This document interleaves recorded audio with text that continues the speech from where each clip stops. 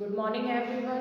आज हम पढ़ने जा रहे हैं जीवाणुओं में लैंगिक जनन। मैंने आपको दो विधियां पहले ही बता दी थी कि जीवाणु में जनन जो होता है वो तीन विधियों द्वारा होता है, जिसको हम वेजिटेटिव रिप्रोडक्शन या कायिक जनन, दूसरा एसेक्सुअल रिप्रोडक्शन मतलब कि अलैंगिक जनन, और तीसरा हम लैंगिक जनन बोलते हैं, जिसको कि हम सेक्सुअल रिप्रोडक्शन बोलते हैं। तो हमने आगे की दो मेथड पढ़ ली थी। आज हम जो पढ़ेंगे वो है जीवाणुओं में लैंगिक जनन की विधि। सबसे ज्यादा महत्वपूर्ण विधि है, क्योंकि जीवाणु जो होते हैं उनमें जेनेटिक ट्रांसफॉर्मेशन होता है, मतलब कि उनका जो आनुवंशिक पदार्थ है उसमें बदलाव किया जा सकता है। ये कृत्रिम रूप से भी होता है और प्राकृतिक रूप से भी होता है, तो उसी आधार पर इनमें लैंगिक जनन होता है। तो आज हम पढ़ेंगे लैंगिक जनन की विधि। तो लैंगिक जनन जो होता है जीवाणुओं में वो तीन प्रकार का होता है, जिसको हम बोलते हैं संयुग्मन, रूपांतरण और पारगमन।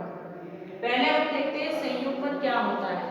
पहले तो ये पता होना चाहिए कि लैंगिक जनन क्या होता है। लैंगिक जनन का मतलब ये होता है कि दो अलग अलग स्ट्रेन जो होते हैं, जब उनके बीच में जो होता है वो जनन पदार्थों का अगर आदान प्रदान होता है तो उसी प्रक्रिया को हम बोलते हैं लैंगिक जनन। इसमें क्या होता है, इसमें दो अलग अलग स्ट्रेन की जरूरत होती है, दो अलग अलग प्राणियों की या दो अलग अलग पेरेंट्स की जरूरत होती है, जिसको कि हम बोलते हैं मेल और फीमेल।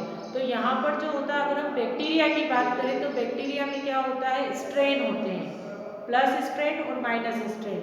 जिनमें ये प्रेजेंट होता है उसको प्लस स्ट्रेन बोलते हैं, और जिनमें ये एब्सेंट होता है उसको माइनस स्ट्रेन बोलते हैं। क्योंकि यहाँ पर अगर हम देखें तो जितने भी बैक्टीरिया होते हैं उनमें आनुवंशिक पदार्थों में बदलाव के द्वारा ही नए जीव का निर्माण वो करते हैं। तो अगर हम बैक्टीरिया की बात करें तो बैक्टीरिया की संरचना में मैंने आपको बताया था कि प्लाज्मिड होता है। प्लाज्मिड जो होता है वो क्या है, डीएनए का एक, डीएनए के छोटे छोटे खंड होते हैं। तो वो कितने प्रकार के होते हैं, वो तीन प्रकार के होते हैं, जिसको हम बोलते हैं फर्टिलिटी फैक्टर मतलब एफ फैक्टर, आर फैक्टर मतलब रेजिस्टेंस या प्रतिरोधी फैक्टर, और थर्ड होता है कोल फैक्टर या कोल्चिसिन फैक्टर।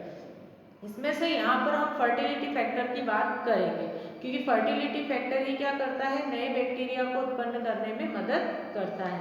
तो पहली जो मेथड है उसको हम बोल रहे हैं संयुग्मन। संयुग्मन मतलब होता है कॉन्जुगेशन। कॉन्जुगेशन का मतलब होता है जुड़ना, है ना। तो जब दो अलग अलग बैक्टीरिया आपस में जुड़ते हैं और अपने आनुवंशिक पदार्थ को आदान प्रदान करते हैं तो उस प्रक्रिया को हम बोलते हैं संयुग्मन या कॉन्जुगेशन। इसको मैंने एक चित्र के थ्रू आपको बताया है। दो अलग अलग बैक्टीरिया होते हैं जिसको हम बोलते हैं F प्लस और F माइनस। F प्लस मतलब कि मेल नर, और F माइनस मतलब फीमेल, है ना, मादा। तो यहाँ पर क्या होता है कि जो F प्लस बैक्टीरिया होते हैं उनके अपने अंदर एक जेनेटिक मटेरियल है, फर्टिलिटी मटेरियल होता है। इसको फर्टिलिटी मटेरियल बोलते हैं। ये फर्टिलिटी मटेरियल कहाँ ट्रांसफर होगा, F माइनस के पास ट्रांसफर होगा।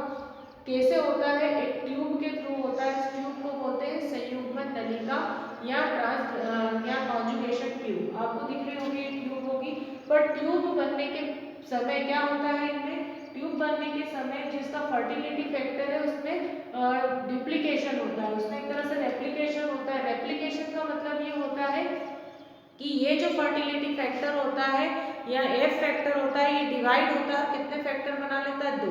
दो अलग अलग फैक्टर बनाता है, होते एफ प्लस ही है।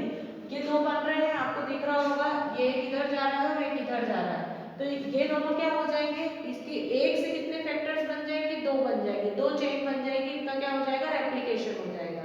रेप्लिकेशन का मतलब ये होना अपने ही जैसी कॉपीज को बनाना। जैसे आपने अमीबा में देखा था, अमीबा एक अमीबा होता है, वो डिवाइड होकर कितने अमीबा बना लेता है, दो बना लेता है। तो उसी तरह से इसमें भी होता है।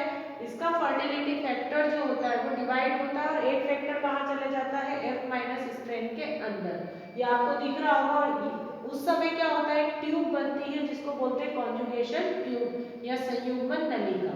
ठीक है। अब ये संयुग्मन नलिका बनती है तो जो फर्टिलिटी फैक्टर जो F प्लस में था वो कहाँ चला जाता है, F माइनस के अंदर। मतलब कि दोनों में ही क्या हो गया, दोनों में ही फर्टिलिटी फैक्टर्स आ गए। तो अगर दोनों में ही ये फर्टिलिटी फैक्टर्स आ जाते हैं तो इसको हम क्या बोलते हैं, ये भी F प्लस हो गया और ये भी क्या हो गया, F प्लस।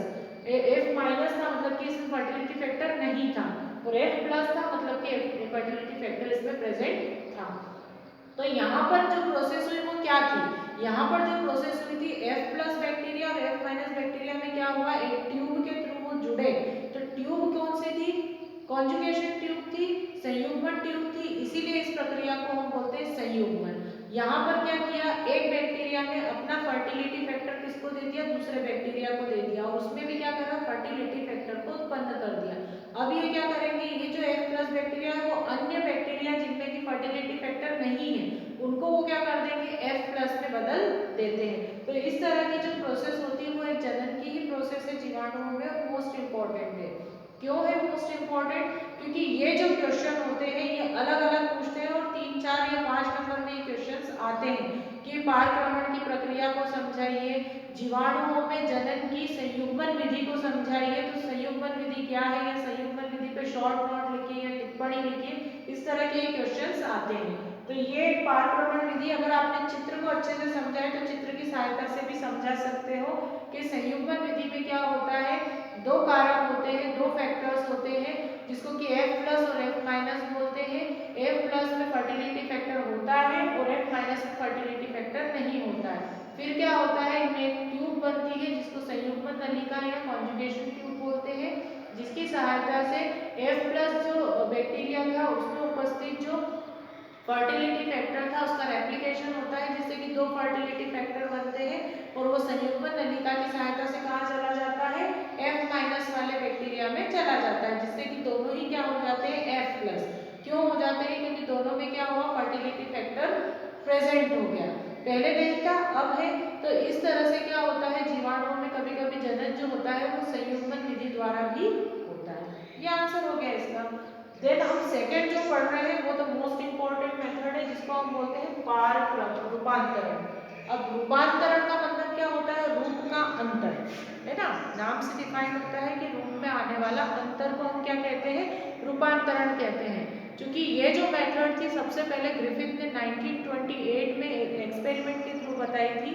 क्योंकि हम इसमें एक्चुअली क्या होता है कि जो एक बैक्टीरिया होता है उसके अनुवांशिक पदार्थ या जेनेटिक मटेरियल में बदलाव होता है, और ये जो बदलाव होता है जैसे आसपास की कंडीशन के थ्रू होता है। इसमें उन्होंने बहुत अच्छा एक्सपेरिमेंट एक दिया था, उन्होंने अपना एक्सपेरिमेंट चूहों पर किया। उन्होंने दो तरह के बैक्टीरिया का यूज किया। पहले जो बैक्टीरिया थे वो कैसे थे, नॉन कैप्सुलेटेड और नॉन वायरुलेंट, जिसको T2 बैक्टीरिया बोलते हैं। अब नॉन कैप्सुलेटेड का मतलब क्या होता है, आपने अगर बैक्टीरिया की संरचना पढ़ी है तो उसमें आपने देखा होगा बाहरी जो आवरण होता है उसको कैप्सूल बोलते हैं, और अगर ऐसे बैक्टीरिया पर वायरस का इन्फेक्शन होता है तो उसको वायरुलेंट बोला जाता है। ठीक है, तो ऐसे बैक्टीरिया जिसमें वायरस का इन्फेक्शन नहीं था और जो क्या थे, नॉन कैप्सुलेटेड, जिन पर कैप्सूल भी नहीं था। दूसरा आता है T3 बैक्टीरिया जो कि कैप्सुलेटेड थे, मतलब उनके ऊपर कैप्सूल भी बना हुआ था, आवरण भी था, और वो कैसे थे, वायरुलेंट थे, मतलब उन पर क्या था, वायरस का इन्फेक्शन था। ये ऐसे बैक्टीरिया होते हैं जो कि चूहों में निमोनिया को कॉज करते हैं। तो उन्होंने क्या करा, एक एक्सपेरिमेंट करा। सबसे पहला एक्सपेरिमेंट उन्होंने ये करा कि T2 बैक्टीरिया लिया और उसको किसमें डाला, किसमें इंजेक्ट करा, चूहों में इंजेक्ट करा। पर वो कैसे थे, वो बैक्टीरिया जिंदे थे, है ना। एक टेस्ट ट्यूब एक बीकर में लिया उन्होंने, फिर उसको इंजेक्शन में लिया और किसमें डाला, बैक्टीरिया पर डाला। ये एक्सपेरिमेंट होते हैं ताकि हमको बहुत सारी चीजें पता चल जाए। तो उन्होंने सबसे पहले उसको बैक्टीरिया में माइस में या चूहों में डाला, तो चूहे क्या थे, सारे जिंदे थे। ये स्टेप बाय स्टेप ही आपको याद करना पड़ेगा। पहले कंडीशन में T2 बैक्टीरिया को इंजेक्ट करा माइस में, और T2 बैक्टीरिया जिंदी अवस्था में थे। तो क्या हुआ, बैक्टीरिया जिंदे, सॉरी जो चूहे थे वो जिंदे रहे, क्योंकि T2 बैक्टीरिया ने उन पर कोई इन्फेक्शन नहीं किया, मतलब उनमें निमोनिया नहीं हुआ, तो वो क्या थे, जिंदे थे। और दूसरे एक्सपेरिमेंट में उन्होंने क्या लिया, T3 बैक्टीरिया लिया। T3 बैक्टीरिया जो कि कैप्सुलेटेड और वायरुलेंट है, मतलब कि ये फैला सकते हैं निमोनिया। तो जब उन्होंने चूहों में इसको डाला तो चूहे क्या हो गए, मर गए। ठीक है, ये दो कंडीशन हो गई। T2 जब डाला उन्होंने तो जिंदे थे, और T3 का जब यूज करा तो उनकी डेथ हो गई, क्योंकि उनको क्या हो गया, निमोनिया हो गया। अब हम थर्ड कंडीशन लेते हैं। थर्ड कंडीशन में उन्होंने T3 ही बैक्टीरिया लिए, पर उनको क्या करा, पहले गर्म कर लिया, अच्छा, है ना, उनको अच्छे से हीट कील्ड कर लिया, गर्म कर दिया, एक टेस्ट ट्यूब में लिया उन्होंने, उसको गर्म किया, और गर्म करने के बाद उसमें क्या करा, चूहों में डाला। तो चूहे जिंदे थे, क्यों जिंदे थे, क्योंकि वो क्या हो गए, नॉन कैप्सुलेटेड और नॉन वायरुलेंट हो गए, उनके अंदर जो कैप्सूल था वो खत्म हो गया, गर्म करने के कारण उनमें वायरस का इन्फेक्शन भी खत्म हो गया, तो सारे चूहे जिंदे थे। पर नेक्स्ट जो एक्सपेरिमेंट था वो थोड़ा कॉम्प्लिकेटेड था, क्योंकि उन्होंने क्या किया कि हीट कील्ड T3 तो लिया, है ना, जो उन्होंने थर्ड एक्सपेरिमेंट में लिया था वो तो लिया, पर लिविंग उन्होंने क्या लिया, T2 लिया, मतलब दोनों को, एक को लिविंग कंडीशन में लिया और एक को नॉन लिविंग कंडीशन में लिया, है ना, एक को जीवित अवस्था में लिया और एक को अजीवित अवस्था में लिया। जब इन दोनों को उन्होंने मिक्स कर दिया और मिक्स करने के बाद किसमें इंजेक्ट करा, चूहों में इंजेक्ट करा, तो जितने भी चूहे थे उनकी क्या हो गई, डेथ हो गई। तो उससे क्या पता चला, उससे ये पता चलता है कि जो बैक्टीरिया होते हैं वो भी अपने आनुवंशिक पदार्थ में बदलाव कर लेते हैं, उसके रूप को अंतर कर लेते हैं। तो यहाँ पर एक चीज थी कि जो T2 बैक्टीरिया थे और T3 बैक्टीरिया थे, इन दोनों ने क्या करा, अपने आनुवंशिक पदार्थ को बदल लिया और किसमें बदला, ताकि वो निमोनिया को कॉज कर सके। ठीक है, तो ये हमने लिए तो हीट कील्ड थे, मतलब कि ये नहीं फैला सकते थे, पर फिर भी इन्होंने फैलाया, मतलब कि इन दोनों ने क्या करा, आपस में जुड़कर नई चीज को मतलब फॉर्म कर दिया। अपने जो बैक्टीरिया थे वो बैक्टीरिया ने क्या करा, अपने अंदर बदलाव करा, अपने आनुवंशिक पदार्थ में बदलाव करा और फिर उसके कारण क्या हुआ, जो चूहे थे उनकी डेथ हो गई। तो इससे यही पता चलता है कि जितने भी बैक्टीरिया होते हैं वो कंडीशन आने पर अपने जेनेटिक मटेरियल में या आनुवंशिक पदार्थ में बदलाव कर सकते थे। तो ये बहुत ही इंपॉर्टेंट एक्सपेरिमेंट है, क्योंकि इसी एक्सपेरिमेंट से पता चलता है आनुवंशिक पदार्थ के होने और न होने का। हमें कैसे पता चलेगा कि किसी में आनुवंशिक पदार्थ जो है वो बदल रहा है, कैसे बदल रहा है, इसका एक और एग्जाम्पल है वायरस। वायरस जो होते हैं अपने जेनेटिक मटेरियल में चेंज कर सकते हैं, जिसमें आप थर्ड प्रोसेस जो पढ़ोगे जिसको हम बोलते हैं पारगमन या ट्रांसडक्शन। ट्रांसडक्शन में यही प्रोसेस है आपको कि कैसे वायरस जो होते हैं वो बैक्टीरिया को इन्फेक्शन फैलाते हैं और अपने जेनेटिक मटेरियल में चेंज कर लेते हैं, मतलब वो अपने जैसे ही उसको बना लेते हैं। तो ये जो होता है इस तरह के इन्फेक्शन को या इस तरह के जो बैक्टीरिया फॉर्म होते हैं उसको हम बोलते हैं बैक्टीरियोफेज, है ना, जो आपको थर्ड एक्सपेरिमेंट में पढ़ना है पारगमन में। पर ये चीज आपको अच्छे से समझना है, क्योंकि पूरे बैक्टीरिया वाले चैप्टर में तीन चीज इंपॉर्टेंट है रिप्रोडक्शन की, एक तो रूपांतरण और संयुग्मन विधि, रूपांतरण विधि और पारगमन विधि, ये तीनों विधियां जो है मोस्ट इंपॉर्टेंट है, इसलिए आपको ये अच्छे से लर्न करनी है। क्योंकि अगर आपने ये एक्सपेरिमेंट अच्छे से देख लिए तो आपको लर्न हो जाएंगे। ये भी आपको समझ में आ गया होगा कि माइस पर कैसे एक्सपेरिमेंट करा।